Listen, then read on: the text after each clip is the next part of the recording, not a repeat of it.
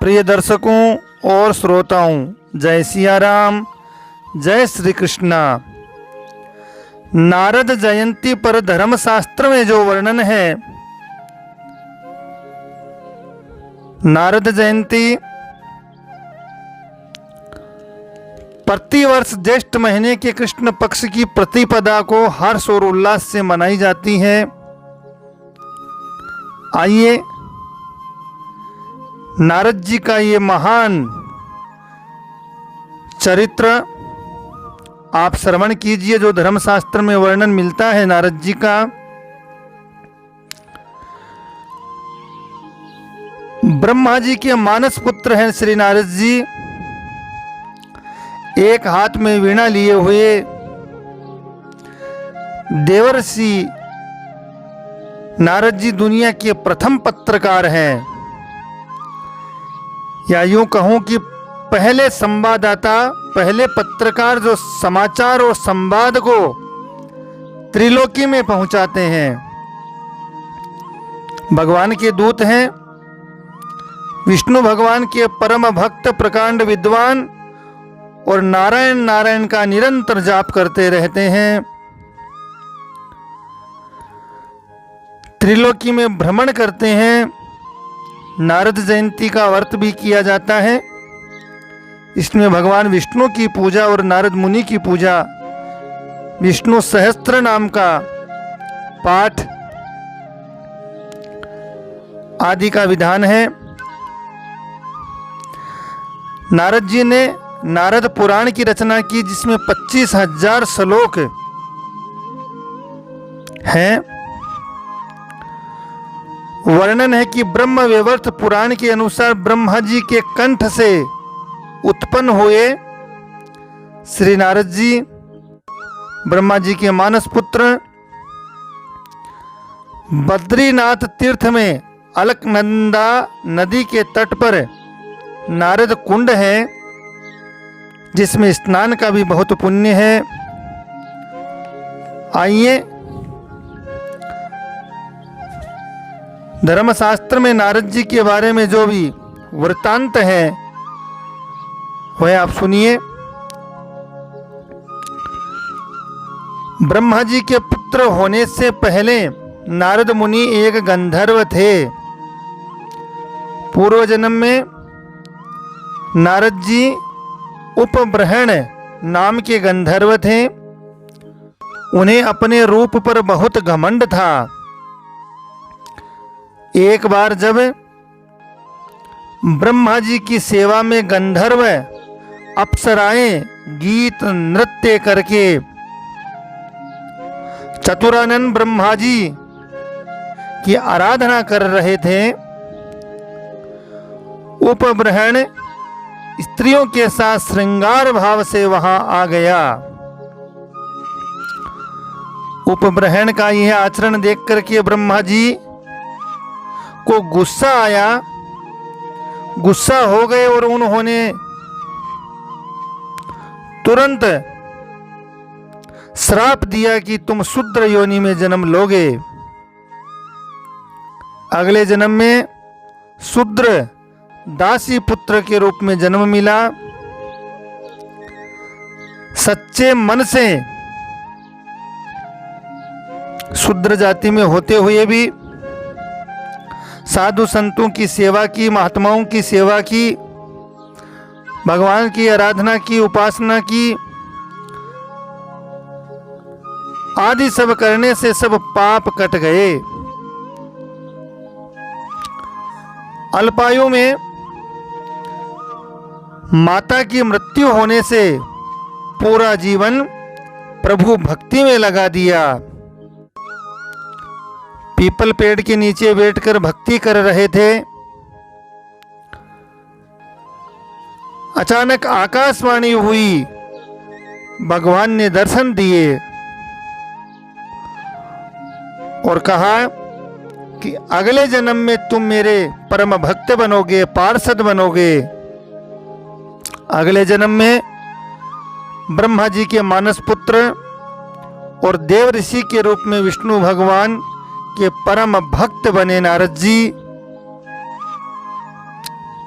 और भी वृत्तांत है।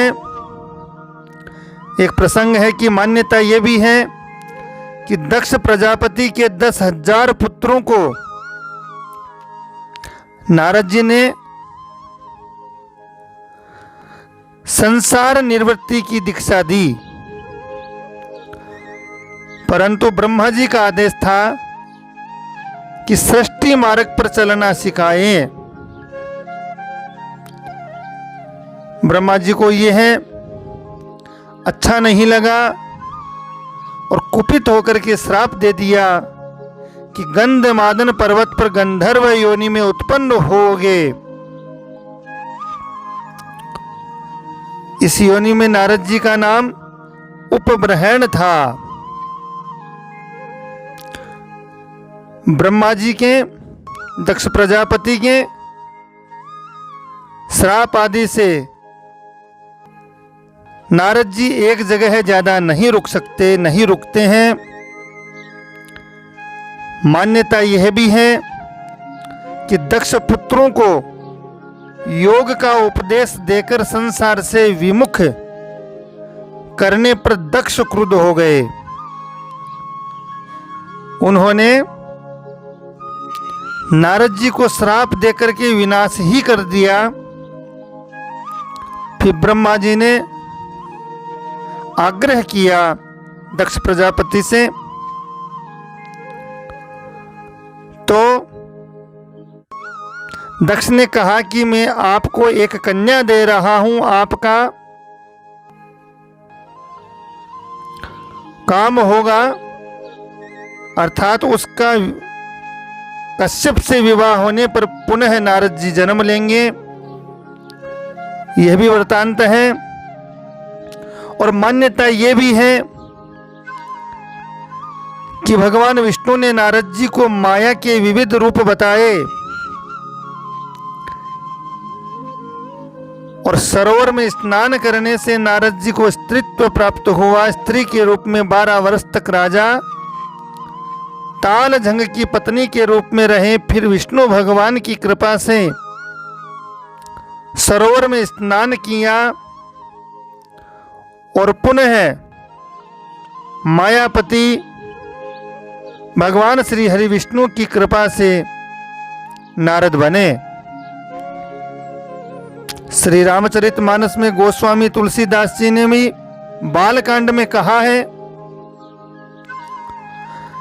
कि नारद जी के अहंकार का मृदन की कथा सुनाई है बालकांड में, कि एक बार नारद जी को अहंकार हुआ। अहंकार आया कि मैंने काम पर विजय प्राप्त कर ली है। इस प्रकार से भगवान ने परीक्षा ली और अपनी माया से एक नगर की रचना कर दी और उस नगर में सुंदर राजकन्या का स्वयंवर हो रहा था। नारद जी ने भगवान से सुंदर मोह रूप का वरदान मांगा। हे भगवान, मुझे भी ऐसा मोह रूप दीजिए जिससे राजकन्या के स्वयंवर में मैं वह मुझे चुने। भगवान ने नारद जी की भलाई हेतु, भगवान भक्त की भलाई हेतु ही करते हैं सब कार्य। नारद जी भगवान के परम भक्त हैं, उनको बंदर का रूप दे दिया। स्वयंवर हो रहा था। स्वयंवर में राजकन्या जो स्वयं लक्ष्मी जी ने नारद जी की तरफ देख करके हंसी उड़ाई और विष्णु भगवान को वर लिया। नारद जी ने अपना रूप श्रृंगार मोह जल में देखा, सरोवर में देखा, क्रोधित हो गए। भगवान से मैंने सुंदर रूप मांगा था और मुझे बंदर का रूप दे दिया। भगवान विष्णु को श्राप दे दिया है परम भक्त नारद जी ने। आज भक्त ने भगवान को श्राप दिया है कि हे भगवान, आपको भी पत्नी का बिछोह होगा और उस समय वानर ही आपकी सहायता करेंगे। वानर रूप आपने मुझे दिया, वानर ही आपकी सहायता करेंगे, ऐसे कहा। और आगे चल करके भगवान जब रामावतार में आए तो भगवान श्री राम के कार्य वानरों ने ही पूरे किए। पवन पुत्र बजरंगबली और सभी वानरों भालुओं की सेना ने प्रभु के काम सिद्ध किए हैं। इस प्रकार से ये नारद जयंती, नारद लीला, नारद जी कहीं रुकते नहीं ज्यादा।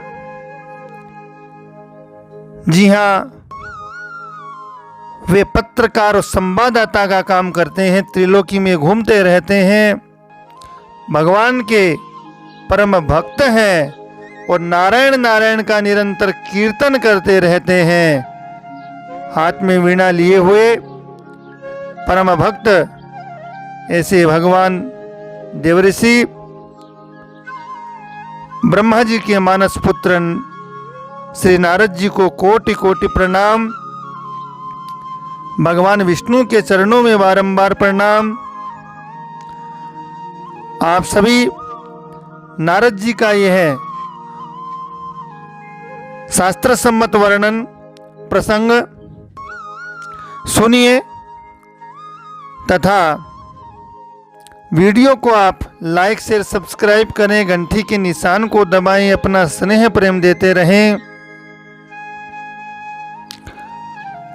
आप सभी को जय सिया राम, जय श्री कृष्णा।